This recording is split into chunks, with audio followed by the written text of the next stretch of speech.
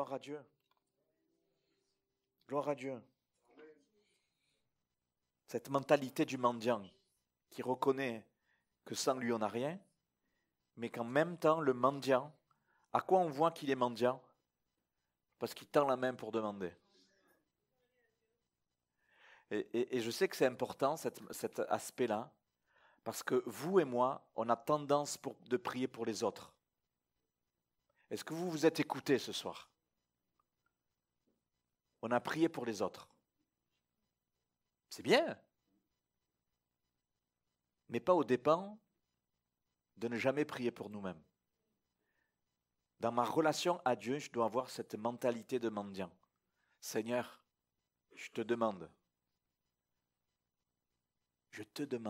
plus de toi, plus de ta présence, plus de ta foi en moi. Amen. Pour te croire, toi, pour mieux t'aimer, mieux te suivre. Gloire à Dieu. Peut-être que tout à l'heure, on aura un moment où on priera pour soi.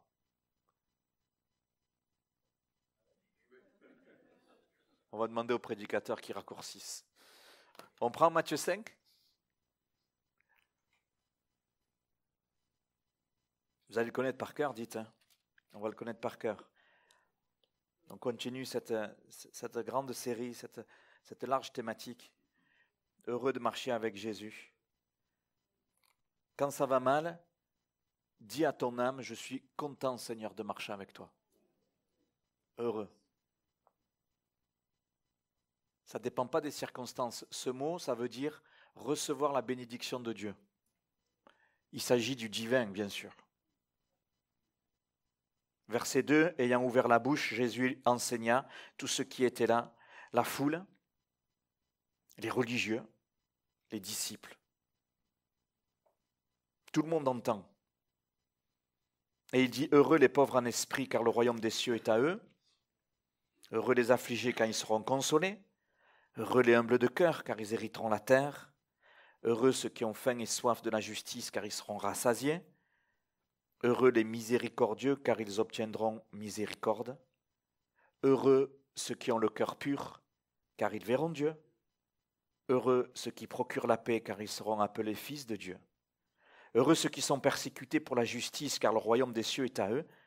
Heureux serez-vous lorsqu'on vous outragera, qu'on vous persécutera et qu'on dira faussement de vous toutes sortes de mal à cause de moi.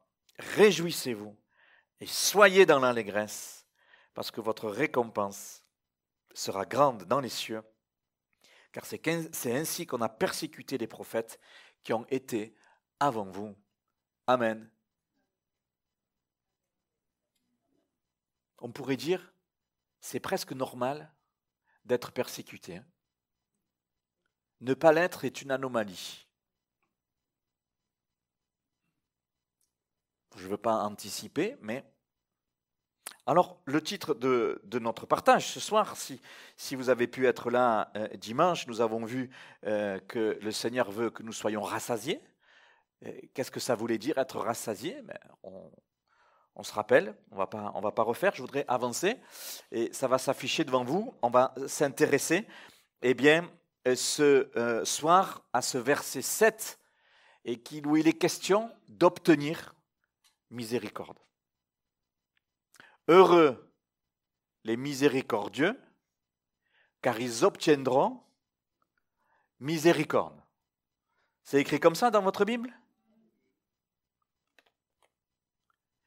Nous voyons ici, à partir de ce qu'on appelle cette béatitude, à partir de cela, heureux, verset 7, les miséricordieux, car ils obtiendront miséricorde. Jésus commence à parler, il réoriente les bénédictions, il réoriente les promesses de l'action de Dieu dans les relations humaines. Les premières parties que nous avons vues jusqu'à maintenant, il est question de ma relation personnelle à Dieu, être rassasié par Dieu, être un mendiant vis-à-vis de Dieu, etc., etc. Et là, il est question d'être miséricordieux. Il ne s'agit pas d'être miséricordieux vis-à-vis de Dieu. Il s'agit d'être miséricordieux, chacun, envers les autres. Aïe, ça commence à piquer. Heureux les miséricordieux, car ils obtiendront miséricorde. L'évangile, c'est ma relation personnelle à Dieu qui rejaillit dans ma relation aux autres. Il y a cette verticalité et puis aussi cette horizontalité. Ça ne sert à rien d'être miséricordieux si je ne suis pas connecté à Dieu. C'est pour ça que ça vient après. Le Seigneur parle d'abord de notre relation personnelle avec lui. Et de ma relation personnelle avec lui, le Seigneur il nous demande d'être miséricordieux. Avec une promesse, obtenir miséricorde.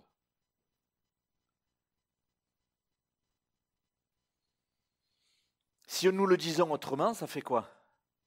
Mon attachement personnel avec Jésus doit se voir dans mes relations.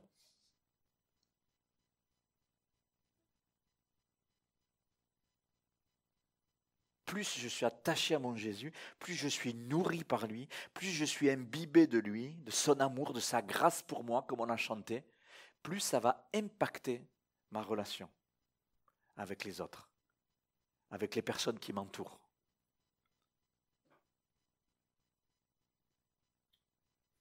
Mon caractère de cochon va être changé en caractère de brebis.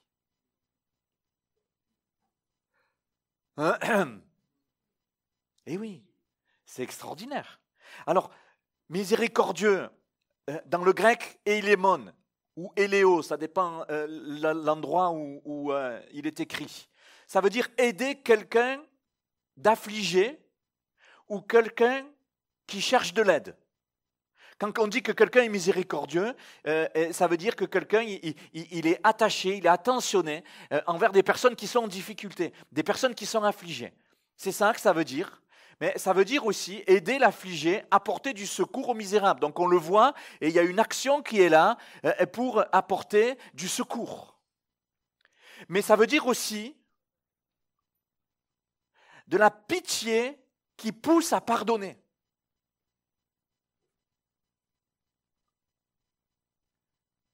De la pitié qui pousse à pardonner. Et donc, être miséricordieux, c'est une action, mais aussi c'est un état de cœur. Être prêt, disposé à vouloir pardonner.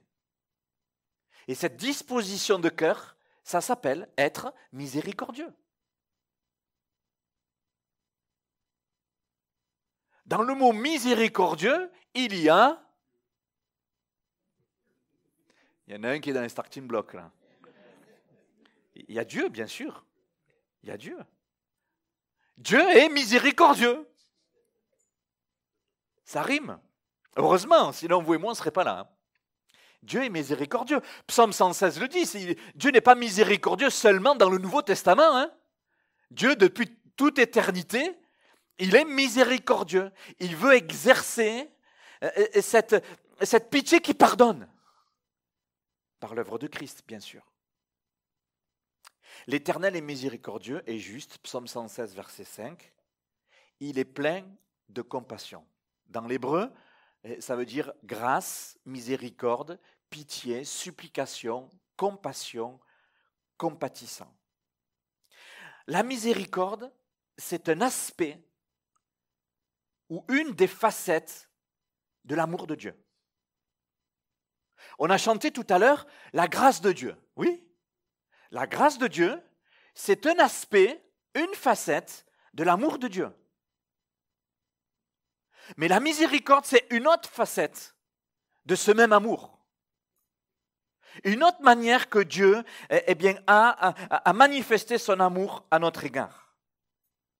La miséricorde, c'est la compassion que Dieu manifeste à l'égard du pécheur. Un exemple, Exode 34, avec l'histoire de Moïse, quand il monte sur la montagne pour recevoir les tables, pendant qu'il est avec le Seigneur, le peuple en bas, qu'est-ce qu'il fait? Il se fait un veau d'or, il désobéit à Dieu, il offense Dieu, et ensuite, Moïse va devoir remonter pour de nouvelles tables, et c'est à ce moment-là que nous lisons ceci, Exode 34, verset 6, « L'Éternel passa devant lui, et il s'écria, l'Éternel, l'Éternel, Dieu miséricordieux, et compatissant, lent à la colère, riche en bonté et en fidélité. » On voit que depuis toujours, Dieu, dans son amour, est grâce et miséricorde. Alléluia. La miséricorde de Dieu et la grâce de Dieu, ça se complète. La grâce, on peut le dire comme ça, c'est l'amour de Dieu qui règle le problème de la culpabilité liée au péché. C'est la grâce de Dieu grâce à l'œuvre de Jésus. Nous sommes pardonnés de nos péchés. On dit que Dieu nous fait grâce. Il nous pardonne. La miséricorde, c'est l'amour de Dieu qui se rapporte à la souffrance, à la détresse, à la misère qui est dans nos cœurs à cause du péché. Elle soigne les conséquences du péché. Et la grâce et la miséricorde, ça se complète. Lorsque la grâce de Dieu nous touche, il nous sauve, il nous pardonne.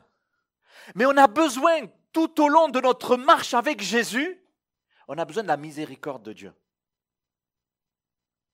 Lorsqu'on se plante, lorsqu'on faute, lorsqu'on pêche, lorsqu'on est blessé dans notre âme et dans notre cœur, lorsqu'on se sent mis de côté, lorsqu'on se sent mal aimé, on est sous la grâce. Mais pour que notre cœur guérisse, on a besoin de la miséricorde de Dieu. Et si on peut l'expliquer comme ça, la miséricorde, c'est l'amour de Dieu en action, qui se rapporte à la souffrance, qui vient chercher et regarder la souffrance de notre âme dans un but de nous guérir, dans un but de manifester cet amour qui restaure et qui rétablit. C'est extraordinaire, la miséricorde de Dieu. Ça va avec la grâce. La grâce nous fait rentrer dans le salut, nous fait rentrer dans ce chemin de communion avec notre Sauveur. Mais on vient sauver, mais pas forcément restaurer. Et on a besoin de la miséricorde de Dieu toute notre vie. C'est pas vrai? Eh oui. La grâce a tout accompli. Dans son amour, la grâce de Dieu a tout accompli grâce à Jésus. Mais la miséricorde de Dieu, elle nous suit pour nous garder affranchis et libres. Et on en a besoin tous les jours. Amen. Quand est-ce que tu as été la dernière fois guéri dans ton cœur, rétabli dans ton cœur, avec une joie renouvelée, avec une force renouvelée, avec un zèle de suivre Jésus tout frais? Mais le Seigneur a agi par sa miséricorde. Gloire à Dieu. La grâce, c'est le pardon qui purifie, qui restaure. Et la miséricorde de Dieu, c'est le soulagement qui apporte secours et guérison. Miséricorde de Dieu, c'est le soulagement dans notre marche qui apporte secours et guérison, soulagement et force nouvelle. C'est Dieu qui exerce sa miséricorde. Il n'est pas obligé de le faire, mais il le fait. C'est l'expression de son amour pour nous. Amen.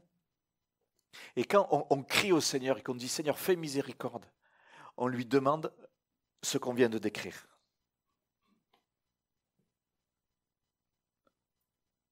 C'est pour ça qu'on a besoin de prier pour nous.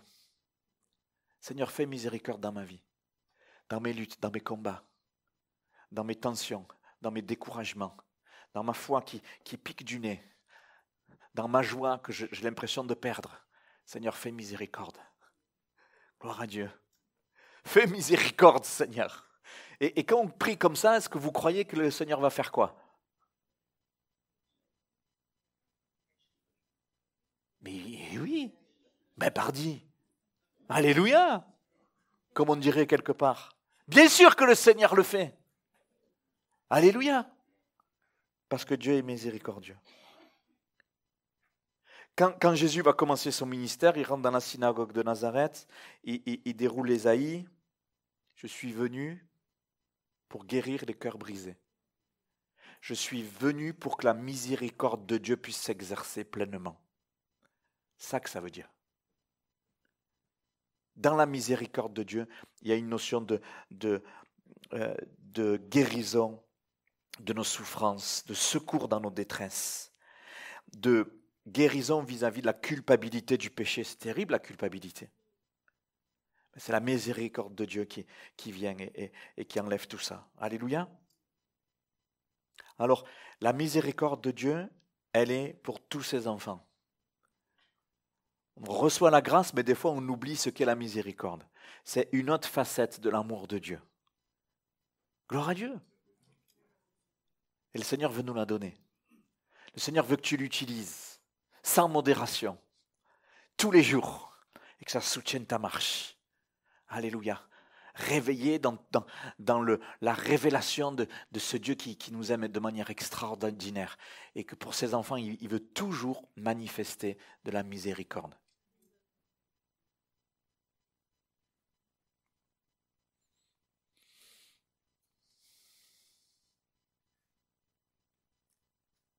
Luc 1, 49, 50. Cantique de Marie, Luc 1. C'est un long chapitre, le Luc chapitre 1er, c'est un chapitre qui est long. Dans ce chapitre, il y a deux cantiques, celui de Marie et celui de Zacharie. Un aspect de celui de Marie, parce que le Tout-Puissant a fait pour moi de grandes choses, son nom est saint et sa miséricorde s'étend d'âge en âge. Donc elle vient nous rejoindre ce soir, sur chacune de nos vies. Elle s'étend d'âge en âge. Alléluia. C'est pas que pour avant, c'est pour chacun. C'est pour chacun de nous. Et puis le verset 72, c'est ainsi que Dieu manifeste sa miséricorde envers nos pères et il se souvient de sa sainte alliance. Et les actions que Dieu a fait dans sa parole, et il les reproduit selon sa miséricorde. Dieu ne change pas. Dieu, dans la Bible, il était miséricordieux, nous l'avons lu. Il l'est encore aujourd'hui. Il est encore ce soir. Il est encore pour chacun de nous. Alléluia.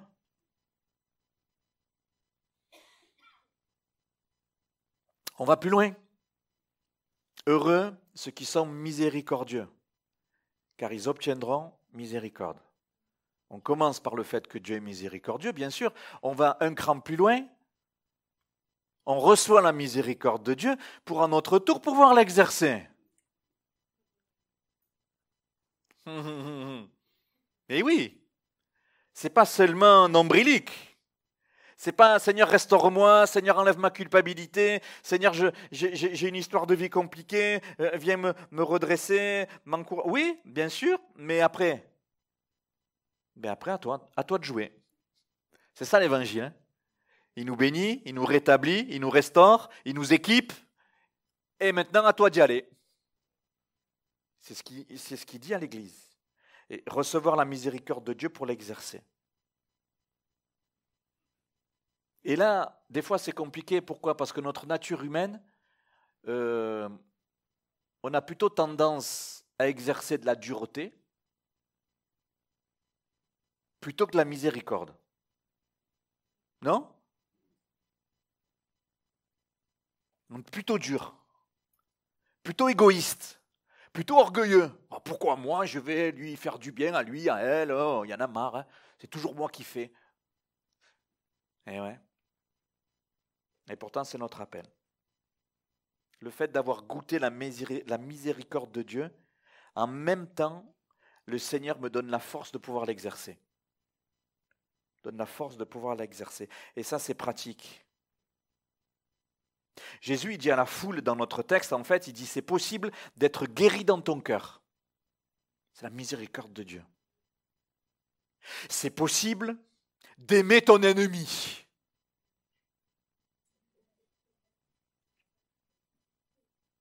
C'est possible.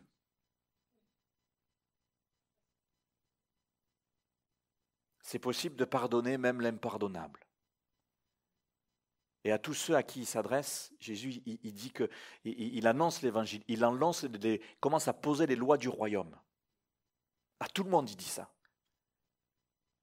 La miséricorde de Dieu, elle nous approvisionne de manière tellement surnaturelle qu'elle nous donne ensuite la capacité de produire ces choses-là. Ce n'est pas humain. Quand on a une réflexion humaine, on va dire quoi? Oh non, c'est trop dur. Hein? Non, mais ce n'est pas possible. Mais quand on reçoit de Dieu, dire Seigneur, je veux, et tu me donnes la force, et tu me donnes cette capacité. Alléluia. Gloire à Dieu.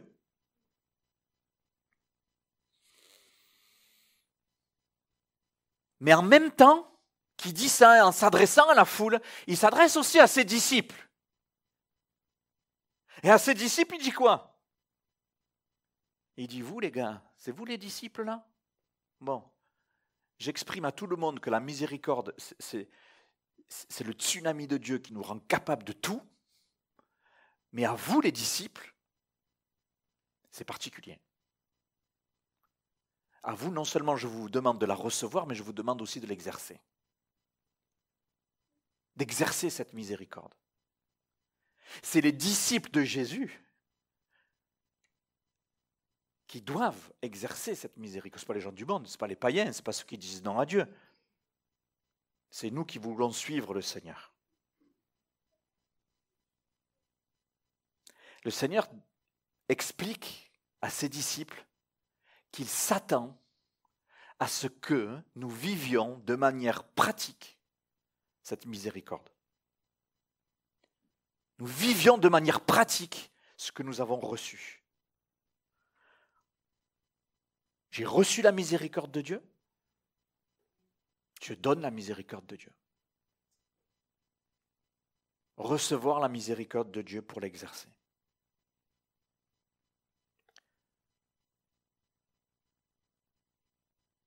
Ici, c'est une question de volonté, de vouloir marcher avec Jésus, avec cette mentalité de cœur.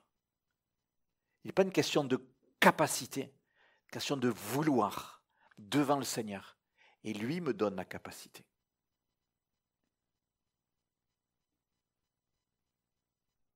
Amen. Seigneur, donne-moi la capacité quand des fois c'est impardonnable. Seigneur, donne-moi la capacité quand il faut que je pardonne pour la 53e fois la même chose. Et j'ai l'impression que ça ne sert à rien.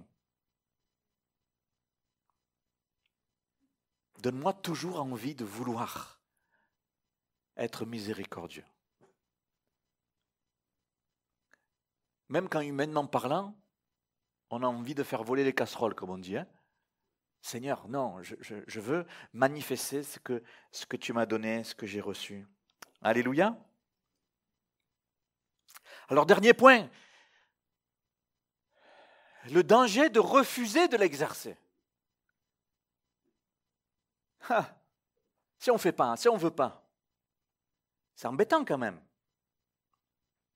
Vous vous rappelez Matthieu 6, sur l'enseignement que le Seigneur Jésus donne sur la prière. Votre Père qui est au ciel, etc. Si vous pardonnez aux hommes leur offense, votre Père céleste vous pardonnera aussi. Mais si vous ne pardonnez pas aux hommes, votre Père ne vous pardonnera pas non plus vos offenses.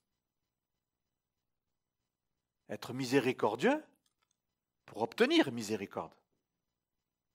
Si tu retiens, ça t'est retenu. Il y a quelque chose qui fait qu'il y a comme un coup d'arrêt à la miséricorde de Dieu dans ma vie si je me bloque et que je ne veux pas moi-même l'exercer à mon tour.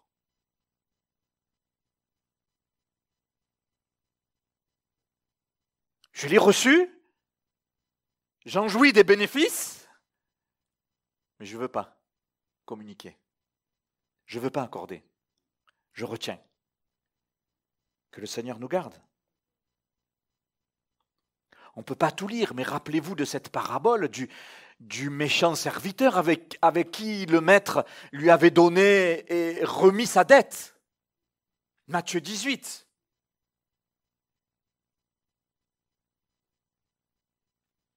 Jésus parle d'unité dans la prière. Et puis Pierre, il est là et il parle du pardon. Si quelqu'un dans une journée me fait du mal, il faut que je lui pardonne combien de fois? Jusqu'à 7 fois, Seigneur. La loi disait 4 ou 5 fois. Déjà, ceux qui, dans la journée, ils pardonnaient 4 ou 5 fois, hein, les gars, ils étaient bons. Hein. Alors Pierre, comme on connaît Pierre, tu vois, le truc, il parle d'abord devant tout le monde. Hein. 7, en plus dans la Bible, 7 c'est le chiffre parfait, donc je vais dire 7, tu vois. Est-ce qu'il faut jusqu'à 7 fois, Seigneur? Qu'est-ce qu'il dit le Seigneur? 70 fois, 7 fois. Ça veut dire quoi? Mais ça veut dire tout le temps. Cherche pas à comprendre. Commence pas à compter. Ça veut dire tout le temps. Mais ça veut dire quoi? Ça veut dire que malgré tous ses efforts, Pierre, il se met la pression en disant la norme c'est 3, 4 fois, allez 5 fois pour les meilleurs. Moi Seigneur, je veux bien aller jusqu'à 7 fois, mais malgré tout c'est limité. Demandez aux parents qui ont des enfants turbulents, qui rendent fous, qui courent partout, pardonner 7 fois dans la journée, c'est pas suffisant. Il y a trop, ça bouge trop quoi, on n'en peut plus. Mais ça montre quoi? Malgré la bonne volonté de Pierre, malgré la volonté de mettre le niveau un peu au-dessus, eh bien, il montre ses limites. Il met en lumière nos limites. Les limites humaines à pardonner, on les connaît tous. On est tous dans le même moule, hein, je vous rassure. Hein. Et Jésus, qu'est-ce qu'il en lui disant 70 fois, 7 fois, qu'est-ce qu'il fait? Il nous amène dans ses limites à lui. Dans ces limites où il n'y a pas de limite. Il nous amène dans l'illimité de la capacité de Dieu. C'est la miséricorde de Dieu. Gloire à Dieu. Et c'est à nous, quand je parle de vouloir, c'est Seigneur, je veux m'inscrire dans la réalité de ton infini pardon. Et je veux l'exercer. Fais-moi grâce, Seigneur. Ça confronte ton caractère? Ben bien sûr. Laisse-le faire. Laisse-le confronter ton caractère. Ça confronte ton passé, où tellement peu de personnes ont exercé de la miséricorde envers toi? C'est pas grave. Laisse la miséricorde de Dieu te guérir pour que tu sois libre de le faire maintenant. Des choses qu'on n'a pas fait à ton égard, toi fais-les par la grâce de Dieu maintenant. Gloire à Dieu.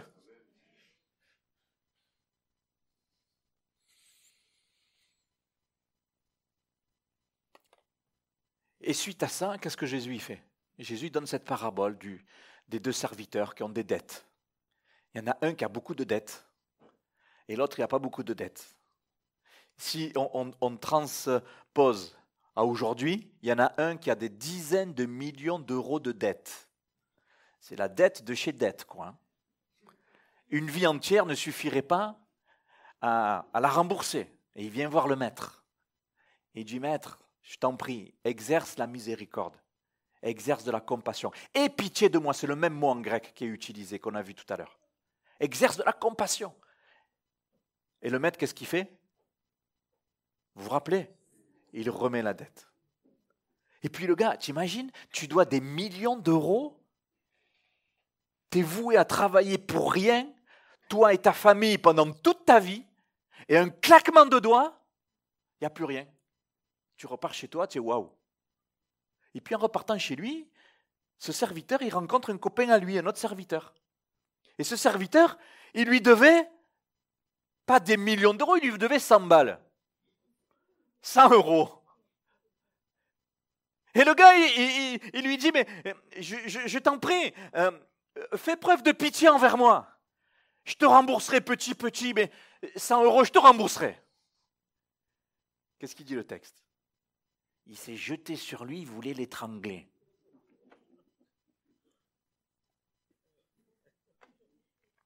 Il avait reçu beaucoup de miséricorde, ce serviteur. Et il a refusé, à son tour, d'exercer la miséricorde. Jésus nous a tellement pardonné, béni. parfaitement sauvés. Et nous, on est chiche, on retient des choses dans nos relations. C'est pas un truc de malade? Ah, mais t'as pas fait ça. Je m'attendais à ce que tu fasses comme ça. Ah, mais tu l'as pas fait. Oh. Prêt à tout envoyer balader, prêt à faire des choses disproportionnées. On s'étonne même d'avoir des pensées comme cela. Seigneur, pardon, on a oublié d'exercer la miséricorde.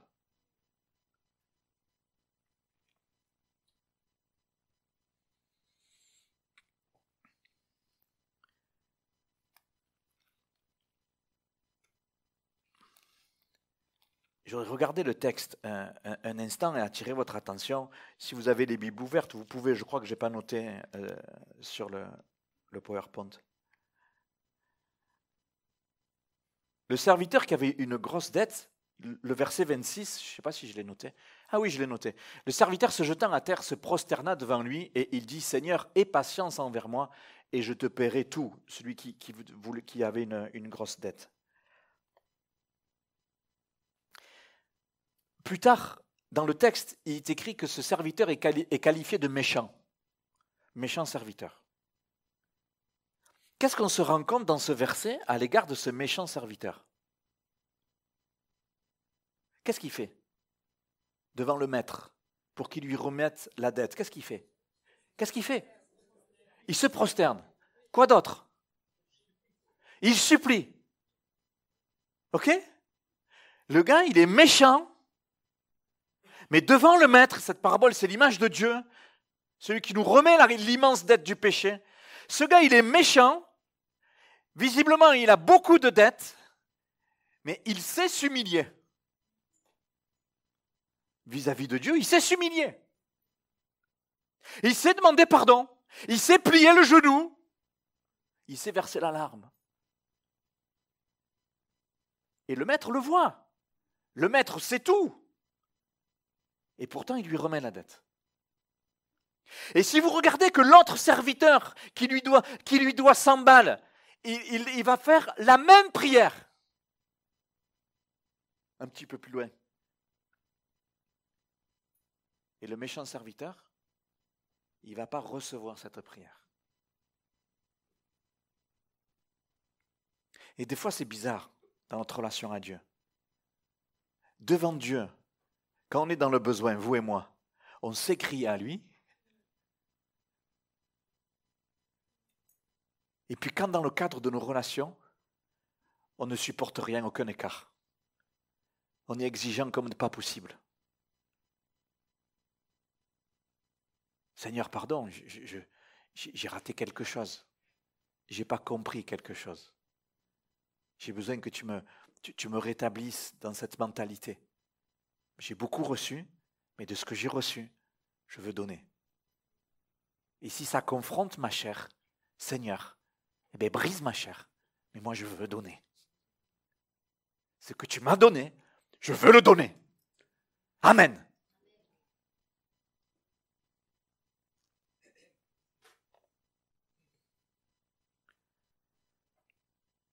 Cette mentalité, il a su à son maître recevoir. Vis-à-vis de son maître, il a su recevoir, mais il a le cœur dur finalement. Il a gardé le cœur dur. Qu'est-ce que ça veut dire pour nous? Pour nous, ça veut dire quoi? Ça veut dire que le non-pardon, finalement, ça nous étouffe. Ne pas vouloir exercer la miséricorde, ça nous emprisonne. Alors que le pardon libère. C'est l'évangile. On empêche la puissance du pardon de jaillir et de libérer notre prochain. L'Église que nous sommes, mes amis, on est amené à refléter la mentalité de notre Jésus miséricordieux. C'est notre appel. Et quand Jésus dit à ses disciples, je m'attends, vous qui êtes mes disciples, à ce que vous exerciez la miséricorde. Heureux les miséricordieux, car ils obtiendront miséricorde. Si on ne sait pas pardonner, si on refuse de pardonner, on est contre les valeurs de Dieu. On s'oppose aux valeurs du Seigneur. Quand je dis qu'on ne sait pas pardonner, vous comprenez? Je n'ai pas besoin d'expliquer. Pardonner, c'est oublier. Quand on ne sait pas pardonner, je pardonne, mais je n'oublie pas. Au problème d'après, je remets tout sur le tapis. Ça, c'est des personnes qui ne savent pas pardonner. Il y en a qui refusent de pardonner, comme moi c'est clair. Il y en a qui te le disent ouvertement, je ne pardonnerai jamais. Oh, ok, ça a le mérite d'être clair en effet. Mais il y en a qui ne savent pas pardonner. Il y en a qui disent pardon, mais qui retiennent. Bon, pas ici, hein, ailleurs. Mais c'est tellement ça. C'est tellement ça. Mais que ça soit l'un ou l'autre, je m'oppose aux valeurs du ciel. Et du coup, qu'est-ce qui se passe? Mais on le voit dans cette parabole. Qu'est-ce qui se passe dans cette parabole? Le maître, il va voir le serviteur méchant. Qu'est-ce qu'il lui dira?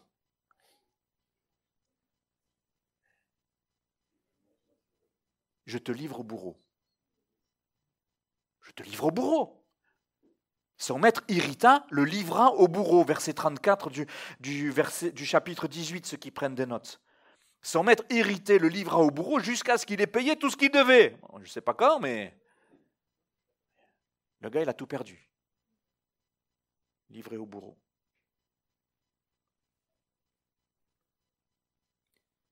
C'est pas écrit je t'enlève ta famille. C'est pas écrit je t'enlève ta maison. C'est pas écrit je t'enlève ton travail. C'est écrit je te livre au bureau. Au bourreau, pardon, pas au bureau. C'est quoi un bourreau? Il n'y en a plus maintenant des bourreaux. Qu'est-ce que c'était le boulot du bourreau? Oh là là, je vais me faire un nœud à la langue. Quel était le travail du bourreau à l'époque? C'était de faire souffrir. Vous comprenez? Quand le maître, il dit, ce serviteur, je te livre au bourreau, ça veut dire quoi pour nous? Ça veut dire que lorsque nous refusons d'exercer la miséricorde, lorsque nous refusons de pardonner, le Seigneur permet qu'il y ait en nous un mal-être continuel, une souffrance intérieure qui nous ronge. Et du coup, ta famille, elle est là, mais toi, tu es mal. Tu es en vacances, mais tu es mal. Tu es dans une situation de vie où tout va bien, mais au-dedans de toi, tu es mal. Il y a un mal-être qui est là, parce que tu es livré au bourreau. Et c'est Dieu qui le fait. Et c'est Dieu qui le permet. C'est Dieu qui te résiste. Parce que nous refusons d'exercer la miséricorde. Heureux les miséricordieux, car ils obtiendront miséricorde.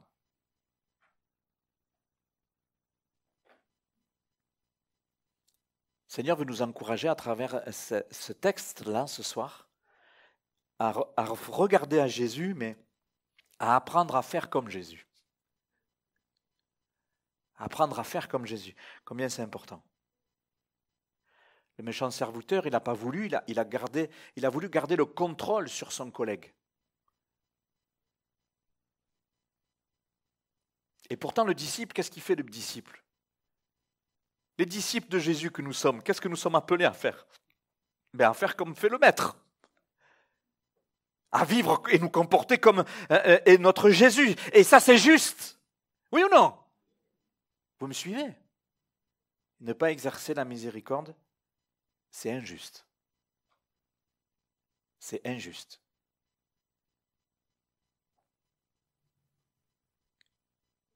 Retenir le pardon, on vole la liberté à notre prochain. Quand je refuse de pardonner mon épouse, je la retiens. Je vole sa liberté. Et dans nos relations dans l'Église, c'est pareil. Quand il y a du non-pardon qui est entretenu, on est lié, on est esclave, on n'est plus libre. C'est terminé.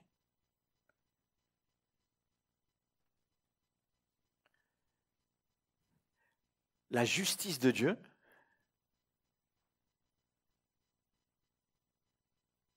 c'est d'obtenir la miséricorde. La justice de Dieu, c'est de pardonner. C'est ce qui est juste. C'est notre appel.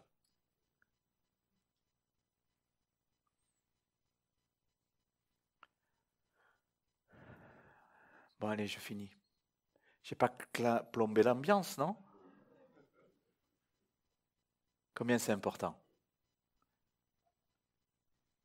Jacques de 13, car le jugement est sans miséricorde pour qui n'a pas fait miséricorde. Et la miséricorde triomphe du jugement. Et puis Matthieu, un verset qu'on connaît bien, Matthieu chapitre 7, qui fait partie de ce qu'on dit sur le sermon sur la montagne.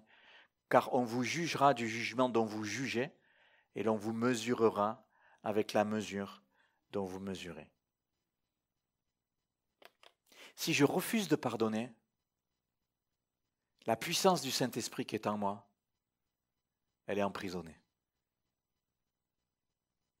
Elle est étouffée.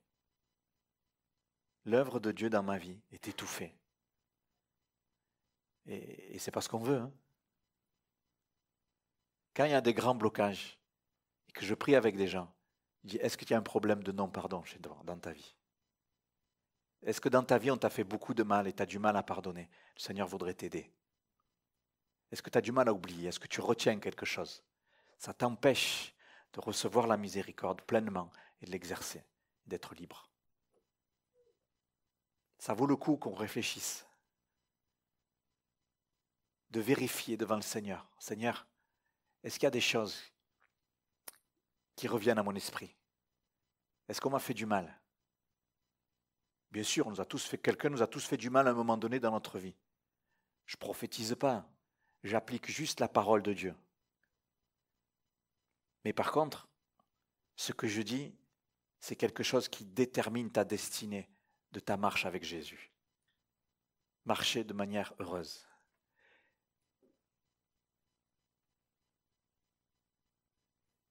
Amen.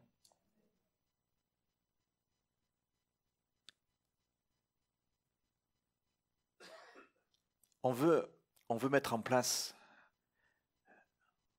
le pôle évangélisation. On faisait déjà un peu, on veut l'encadrer, on veut le rendre plus lisible. Par la grâce de Dieu, on va avancer. Le but, c'est quoi? C'est de rentrer en contact avec des gens pour leur dire, mais mes amis, grâce à Jésus, vous pouvez être pardonnés. C'est ça l'évangélisation. Mais comment est-ce que tu peux présenter le pardon si toi, tu as un problème de pardon?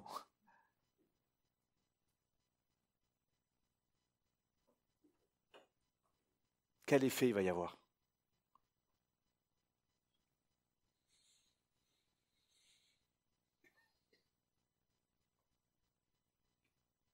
Il y a une promesse dans cette phrase du Seigneur. Heureux les miséricordieux, ils obtiendront miséricorde. Alléluia. On ferme nos yeux quelques instants dans la prière.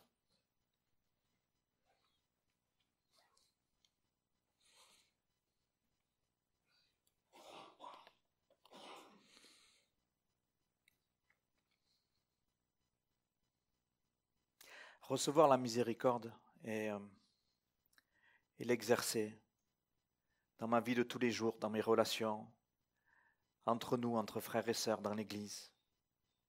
On a compris, ça nous rend libres. C'est extraordinaire. Ça nous rend libres et ça nous rend forts pour un service efficace. Ça te rend libre et ça te rend fort. Si on refuse de pardonner, la puissance du Saint-Esprit, elle est emprisonnée dans nos vies. Pour amener les gens au pardon, il faut vivre dans la puissance du pardon. Et je voudrais prendre un premier moment qu'on puisse se donner tranquillement, on a les yeux fermés. As-tu été blessé? As-tu été fortement blessé? A-t-on abusé de toi psychologiquement, émotionnellement?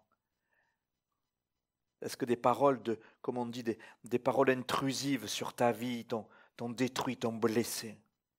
as-tu été blessé? Un proche peut-être l'a fait. Quelqu'un dans l'église l'a fait.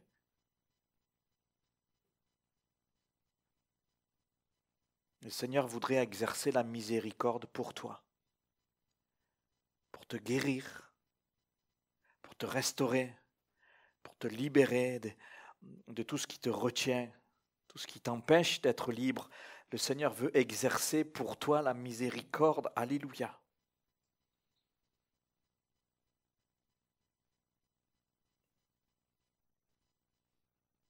Est-ce qu'on peut prendre le temps et juste de regarder pendant qu'on a les yeux fermés et que le Saint-Esprit est là, le Saint-Esprit est dans nos cœurs. Je te demande de Saint-Esprit de réveiller, même si les choses sont anciennes, tant pis. S'il y a quelque chose qui n'est pas réglé, dans le cœur de mon frère, de ma sœur, que ça vienne maintenant sur son cœur, à son esprit, et que devant toi, elle choisisse de lâcher prise. Au nom de Jésus. Au nom de Jésus. Et en lâchant prise, tu dis, Seigneur, j'ai besoin en fait de ta miséricorde dans ma vie à ce sujet. J'ai besoin de ta miséricorde dans ma vie à ce sujet. Que tu puisses faire juste cette simple prière, cette simple phrase, je te demande pas seulement de reconnaître devant le Seigneur, mais de demander au Seigneur, dire Seigneur, je veux que tu me libères. Je veux que tu me libères des conséquences de mes blessures. Conséquences de mes blessures. Seigneur Jésus.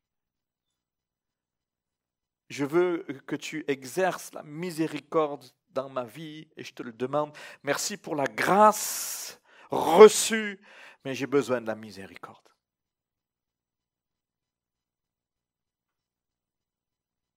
Ça se fait dans le cœur par le Saint-Esprit. Le Seigneur veut le faire avec douceur. Il ne veut pas te violenter, il ne veut pas te martyriser. Il ne veut pas rappeler et ranimer des blessures anciennes. Le Seigneur veut guérir. Seigneur, je prie pour que ce soit la tendresse du Saint-Esprit qui vienne comme un baume nouveau, poser un baume sur le cœur de mon frère, de ma sœur qui a besoin maintenant de recevoir cette miséricorde. Alléluia.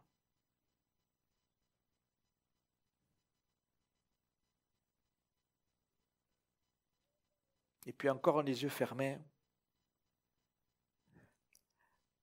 pour proposer à quelqu'un ou quelques-uns de se positionner devant Dieu en disant Seigneur, moi ça va, j'ai reçu, j'ai pas de blessure du passé, je vais bien, mais j'ai du mal à pardonner. J'ai du mal à exercer la miséricorde, Seigneur. Et là, j'ai besoin de toi. Et là, peut-être cette autre catégorie de personnes, les deux sont liés, mais je voudrais séparer ce temps où tu te places devant le Seigneur et tu dis, Seigneur, moi je veux exercer la miséricorde. C'est ta parole et qui a été apportée et maintenant tu attends, le Seigneur attend de toi que tu répondes à cette parole qui a été apportée. Est-ce que tu as besoin de voir ton cœur être assoupli? Être assoupli. Un cœur miséricordieux. Dans ta relation avec ton épouse, dans ta relation avec ton époux, un cœur miséricordieux dans ton service d'église vis-à-vis du plus faible. Oh Seigneur, on est devant toi, nous prions Seigneur pour que vraiment tu aies le dernier mot. Nous prions pour que ce que tu attends de nous s'accomplisse dans nos cœurs et dans nos vies, Seigneur. Alléluia.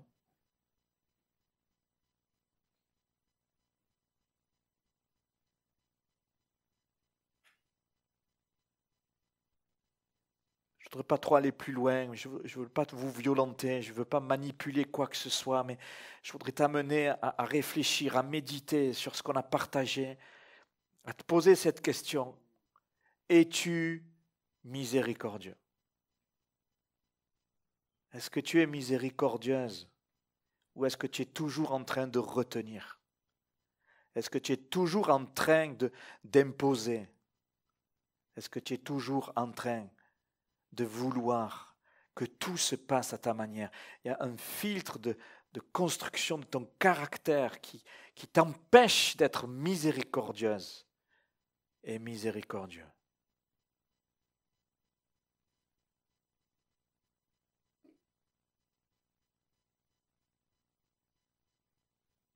Est-ce que tu veux décider là sur ta chaise ce soir, dire Seigneur, je veux l'être. Je ne le suis pas assez. Je veux l'être. Je veux l'être, Seigneur. Je prie pour que s'il y a des non-pardons en suspens, que ça soit réglé ce soir.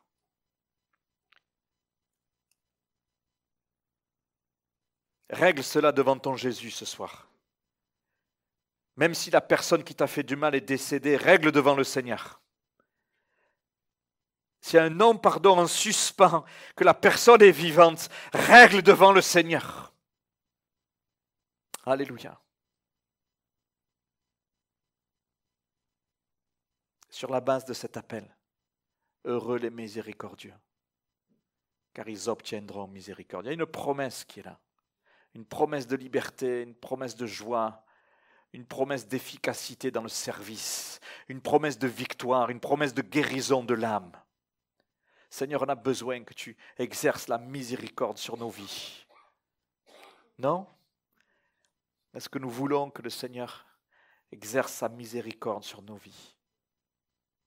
Seigneur, fais-le s'il te plaît. Fais-le, Jésus, s'il te plaît.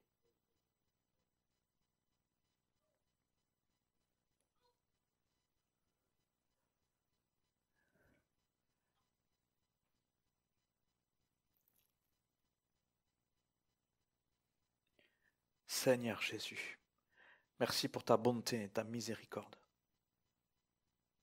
Merci pour ta bonté et ta miséricorde, Seigneur.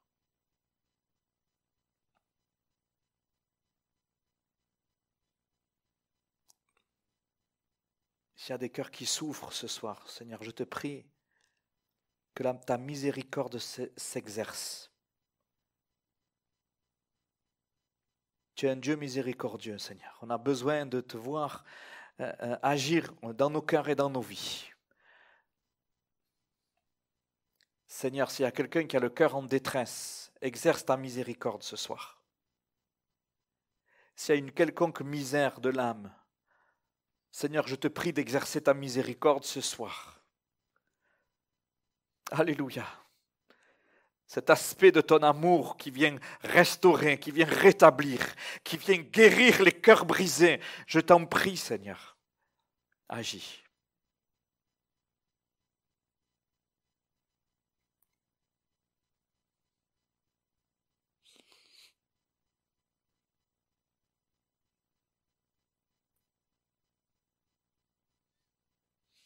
Je voudrais faire un appel en terminant, finir sur cet appel. On s'est laissé être interpellé sur la volonté de notre cœur à exercer la miséricorde et ne pas en retenir comme ce méchant serviteur. Et ça t'appartient devant ton Jésus. Si tu as besoin, tu le fais. Je t'y ai encouragé. Mais l'appel à recevoir la prière maintenant. Il y a Christian qui va se lever pour prier. Je vais demander juste à Christian et si Étienne est disponible, de s'approcher. Ils vont tous les deux vous recevoir dans la prière. Je ne m'attends pas à ce qu'il y ait beaucoup de personnes, mais voilà l'appel. Voilà la proposition de te soutenir dans la prière. Celui ou celle au milieu de nous qui a besoin que Dieu exerce pour lui et pour elle la miséricorde de Dieu. À cause de ta blessure, de tes blessures de l'âme, le Seigneur veut exercer sa miséricorde pour toi. Tu es dans la grâce de Dieu, mais le Seigneur veut exercer sa miséricorde sur son esprit est là pour exercer sa miséricorde. Ça va être le sens de la prière si tu t'approches pour recevoir la prière. Quelle que soit la blessure, quel que soit le mal-être, tu peux t'approcher, on va prier. On est sur ces temps de prière où on recherche le Seigneur. On se laisse être conduit par son esprit. On se laisse être sensibilisé. C'est des temps de ressourcement. Dire Seigneur, moi j'ai besoin, Seigneur, que ta miséricorde traverse mon âme. Alléluia. On va crier ensemble au Seigneur. Tu sors des rangs, tu viens. Je ne vais pas rallonger l'appel, mais je crois vraiment que ça concerne quelques personnes. Et il ne faut pas que tu résistes. Si tu sens dans ton cœur, Alléluia, gloire à Dieu. On garde les yeux fermés, on est en prière, on demande Seigneur, nous croyons comme nous l'avons lu, comme nous l'avons entendu prêcher. Seigneur, que tu es un Dieu miséricordieux. Seigneur, je prie pour que les blessures soient guéries. Je prie, Seigneur, pour que ton amour vienne envahir, vienne serrer, Seigneur, les âmes dans tes bras qui ont besoin ce soir. Il y a encore quelqu'un qui a besoin, tu te lèves, tu viens. Alléluia, ce temps de ressourcement, ce temps où tu dis, Seigneur, je peux pas donner. Je n'arrive pas à être miséricordieux parce que j'ai besoin d'être moi-même touché et béni par ta miséricorde. Tu te lèves ce soir, Seigneur veut te bénir. Alléluia. Gloire à Dieu.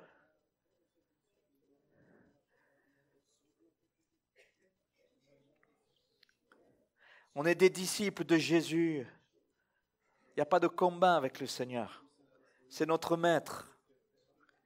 Si le Seigneur met en lumière quelque chose sur ton cœur, on n'est pas des méchants serviteurs, on n'est pas des méchants disciples. On est des disciples qui veulent avancer avec le Seigneur, qui veulent être efficaces pour son royaume, qui veulent être libres, qui veulent communiquer le pardon parce qu'ils ont reçu le pardon, communiquer la guérison de l'âme parce qu'ils ont reçu la guérison de l'âme. Debout au nom de Jésus. Alléluia. Alléluia. Merci Seigneur. Bihar masila bilahar bir yalla sila maria marakanteria. Uria la ilasso cariamante. Kente siria makaria malile. Merci Jésus. Merci Jésus. Marcher à ta suite Seigneur. Heureux, heureuse. Merci Seigneur. Merci Sauveur.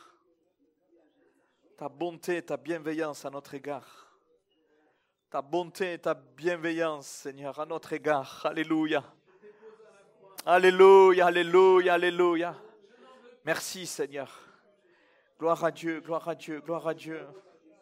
Gloire à Jésus. Merci, Seigneur. Alléluia.